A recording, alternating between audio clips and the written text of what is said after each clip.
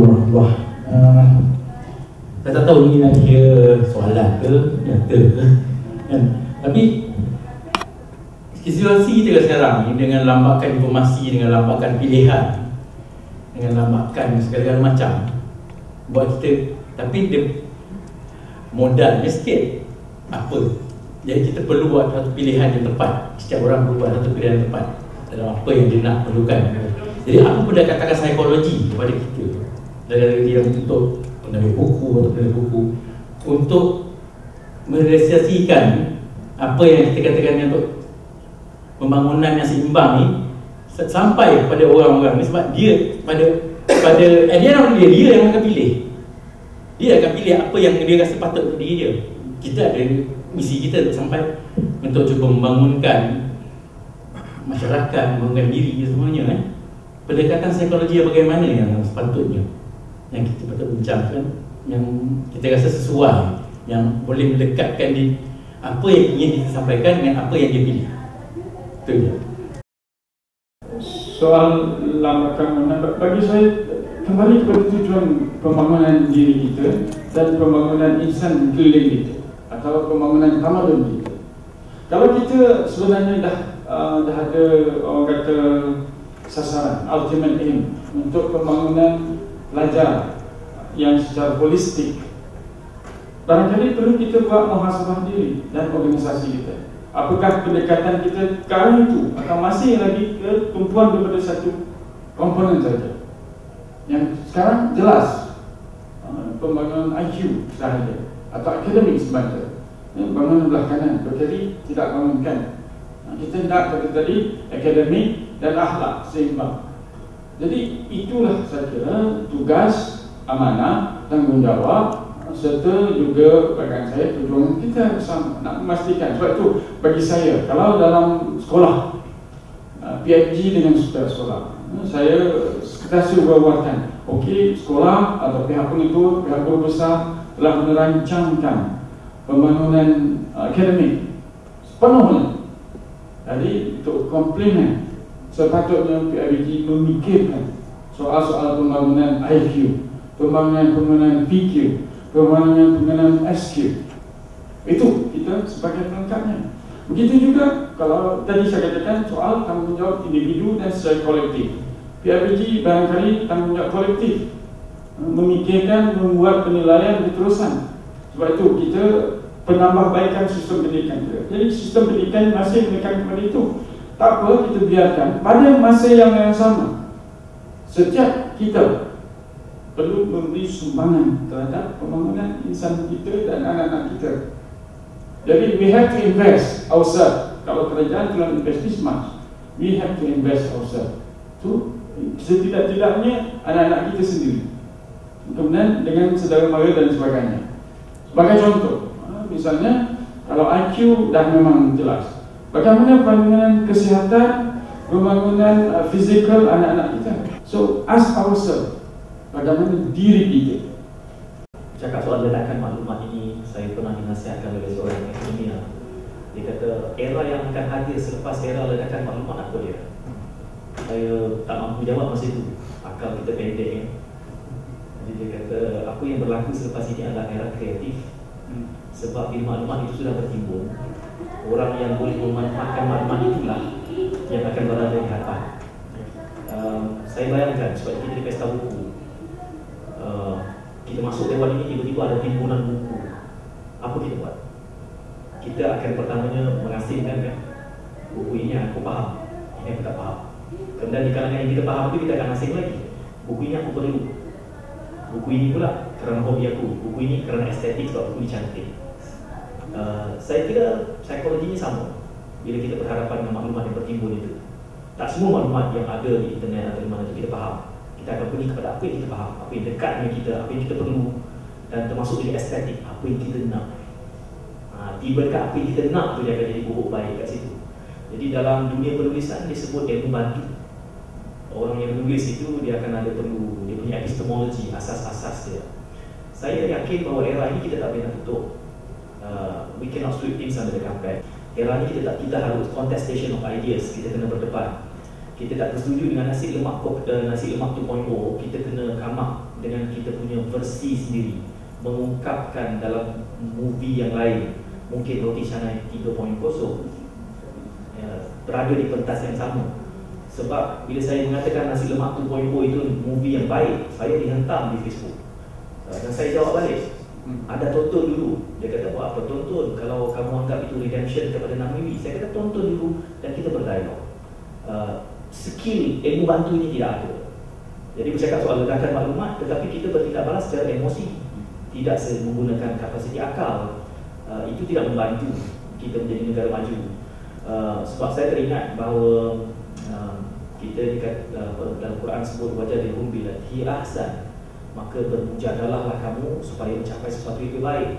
Orang menerjemahkan mujadalah itu, jadal itu sebagai debat, tetapi saya lebih selesa dengan dialog. Sebab dalam bahasa Melayu kalau debat kena ada menang, kena ada kalah. Sedangkan dialog itu lebih terbuka. Nothing is being swept under the carpet. Let's put it on the table dan kita tengok. Saya tidak bimbang hatta dalam aspek agama pun. Kerana itu kita sentiasa yakin Ahmad Didat itu akan sentiasa menang kalau kita nak mengambil pentas agama. Dan Zakir Naik sekarang menggantikan dia. Tuhan ada calonnya tersendiri. Dan Nabi pun sebut, umat aku tidak akan bersekongkol dengan perkara yang palsu. Lalu kita ada produk yang bagus, mengapa tidak kita terbuka? Jadi saya resah bila KDN mengharamkan setengah buku, mengharamkan ini. Saya tak tahu nanti mungkin perempuan dan pecinta Faisal Terani pun akan diharamkan, ada kemungkinan. Baca dulu. Kita berdialog. Sebab akhirnya ilmu bantu itu yang kita kena bagi kepada khalayak baca kita untuk menilai Faisal Terani betul atau tidak. Sebab bila KDN kata buku Karen Armstrong itu haram, The History of God, ramailah yang hantar email kepada saya, order buku itu. Lagi kita buat deklarasi buku ini salah, lagi buku itu popular. Lagi kita kata buku shit itu salah, lagilah ramai orang beli. Jadi psikologi pembaca itu, it works on the contrary. Yang haram itu yang akan dikejar. Jadi kenapa kita harapkan? Kita hanya memberi free publicity. Kan susah itu. Tambah-tambah pula bila the economy Newsweek ya, kena blanko. Lagilah saya, Allah Akbar. Tuan-tuan tahu isu itu kan? Laporan dalam Newsweek itu di blanko kan. Saya kata, ini sangat 80-an. Walhal magazine itu boleh dilanggan atas talian. Macam mana kita nak blanko? Kan itu maksudnya orang yang membuat tindakan itu tidak cukup ilmu bantu dia. Kan? Jadi dia sudah tidak relevan dalam era ini nak cakap soal psikologi menangani. Jadi itu keyakinan saya lah. Kita akan berbalik kepada authority, kita harus kembali balik kepada authority. Bila ada internet, saya boleh jadi ulama tafsir secara tiba-tiba. Buka blog, saya keluarkan tafsir, saya tulis sekian ayat dan ulasan saya lebih cantik daripada ustaz yang lain. Saya jadi mufassir, tapi tidak ada authority kan. Jadi bila orang pergi ke website saya, dia kena tanya, ini saya menawar, ni ada authority ke bahasa Arab pun kena terbalik. Jadi orang harus akhirnya kembali kepada ilmu bantu itu. Bila dalam era ledakan maklumat ini, kalau bukan bidang itu, dia tak boleh cakap bidang itu sebenarnya. Tidak ada authority ya. Tapi di mana authority itu? Saya teringat saya buat kembali buku di Sungai Durian, Pondok Sungai Durian, Ustaz Basit. Saya mengajak dia untuk buat program meresensikan kitab Quran dalam konteks orang hari ini. Dia memberikan pandangan agama, termasuk dalam kalangan agamawan, tapi merujuk kepada kitab yang tidak muktabar, pandangan-pandangan yang sudah cair. Jadi berbahaya di situ. Jadi saya kata, kenapa tidak Ustaz kita buat satu? Jadi ini ilmu bantu ni, supaya kalau kita nak rujuk dalam hukum agama, tanya ustaznya dan rujuk kitabnya, bukan kitab-kitab yang ditulis oleh Syed Munawar tentang agama. Kan itu authority tak betul. Walaupun buku itu popular, sebab kalau kita go on the basis of popularity, hilanglah authority itu. Jadi nak ledakan maklumat kan, macam mana kita nak halang? Bagaimana sikap kita dalam dunia buku hari ini dengan tawaran yang cukup luar biasa di luar sana dan juga di internet bersama maya. Jadi sekaligus merumuskan perbincangan kita tadi. Saya lihat betul lah. Soalnya saya balik kepada barangkali macam suratul Al-Fatihah, ihdinas siratal mustaqim. Jadi itu yang kita ulang-ulang kali baca tadi. Tunjukkanlah jalan yang lurus. Jadi dalam apa saja barangkali yang kita lakukan, kita kena balik padanya. Bagi saya, jadi begitu juga soal ledakan maklumat, pelbagai jenis buku, berbagai peristiwa atau pelbagai pendedahan pelbagai penyelewengan, pelbagai barangkali induksi ataupun berbagai induk dilakukan. Sekali sedar, tidak sedar. Kadang-kadang kita tak tahu sebenarnya dia meresapi jiwa, raga dan darah kita. Di situ akan beri perubahan kepada kita. Jadi mungkin balik kepada syarat-syarat yang saya rasa lah, kita perlu memastikan jati diri kita, akidah kita dan sebenarnya apa tujuan hidup kita ini. Kalau kita sebagai khalifah di dunia ini dan kita nak berkongsi barangkali apa yang kita ada setakat ini dan nak memastikan generasi akan datang, dalam kataan Inggeris sekarang sustainable bagi saya yang mapan itu ialah bahawa kita manfaatkan apa yang kita ada untuk generasi sekarang dan generasi akan datang. Jadi kita nak memastikan bahawa kita memberi sumbangan ataupun generasi kita memberi sumbangan yang maknanya pada diri, pada keluarga, pada negeri dan pada dunia.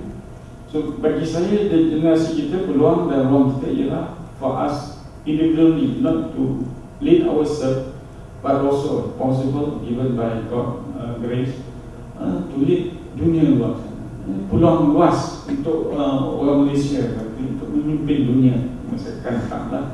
Jadi kita mesti terbuka, mesti pastikan kita bersedia. Bagi saya, balik kepada ayat pertama Tuhan, Iqra, baca seluas-luasnya, dan kita lihat mana-mana pemimpin yang baik ialah pemimpin yang betul-betul membaca dan memikir. Betul barangkali yang sekarang ini kita menekankan balik kepada 4M, membaca, menulis, mengira dan mengakur. Jadi balik kepada Iqra 3 kali itu, kita bukan setakat membaca tetapi memahami, menjiwai, mengasimilasikan dan menaklukkan dan kemudian bukan setakat memuntahkan saja tetapi memaklumkan yang terbaik. So, soal keterbukaan itu mesti ada pada diri kita. Soal openness itu mesti ada. Soal ketulusan kita mesti ada. Soal ikhlas mesti ada. Bagi saya untuk membaca, tapi kita ambil iktibarnya yang baik. Yang terbaik kita pilih untuk yang baik akan datang. So itulah pandangan saya, dan seperti juga tuan saya katakan, jangan hanya barangkali tak membaca, baca dulu kemudian buat penilaian muasal pada itu. Dan itulah saya kira ini tanggungjawab kita sendiri lah. Jangan salahkan orang juga, tetapi salahkan diri sendiri. Itu pandangan ikhlas saya. Sekian. Sedang kita berikan tepukan kepada Profesor Dr.